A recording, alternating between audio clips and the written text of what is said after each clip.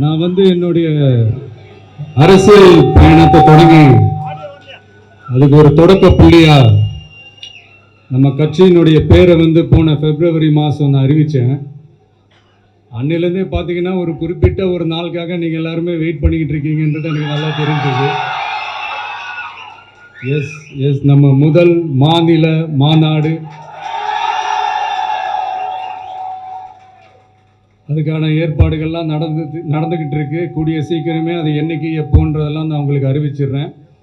But அதுக்கு முன்னதாக நீங்கள் எல்லாருமே கொண்டாடி மகிழ்வதற்காக நம்ம தமிழக வெற்றி கழகத்தினுடைய கொடியை இன்னைக்கு நான் அறிமுகப்படுத்தியிருக்கேன்.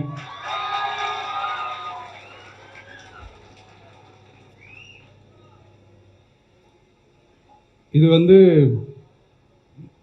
எப்படி சொல்றதுன்னா ப்ரோ, அதாவது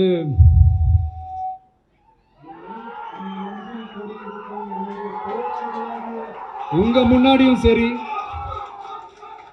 என் நெஞ்சில் குடியிருக்கும் தமிழ்நாட்டு மக்கள் அனைவரும் அவங்க முன்னாடியும் சரி, இன்னைக்கு அந்த கொடியை அறிமுகப்படுத்துறதுல எனக்கு ரொம்ப ரொம்ப பெருமையா நினைக்கிறேன்.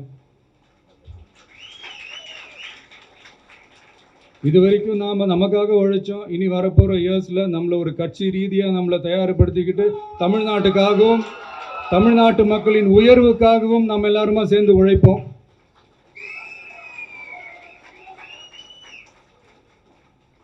இந்த புயலுக்கு பின் அமைதி ஆர்ப்பரிப்பு ஆரவாரம்னு நம்மளுடைய கொடிக்கு பின்னாடியும் ஒரு இன்ட்ரெஸ்டிங்கான ஒரு வரலாற்று குறிப்பு ஒன்று இருக்குது. அது என்னென்னு அதை நீங்கள் எல்லாம் ஒரு நாளுக்காக வெயிட் பண்ணிகிட்டு இருக்கீங்கன்னு சொன்னல, அன்னைக்கு நம்மளுடைய கொள்கைகள் என்ன, நம்மளுடைய செயல் திட்டங்கள் என்னன்னு சொல்லும்போது அன்னைக்கு இந்த கொடிக்கான விளக்கத்தையும் நாங்கள் சொல்கிறோம். அது வரைக்கும்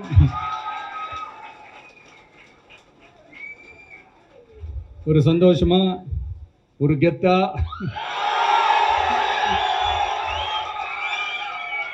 நம்ம இதை ஏற்றி கொண்டாடுவோம்.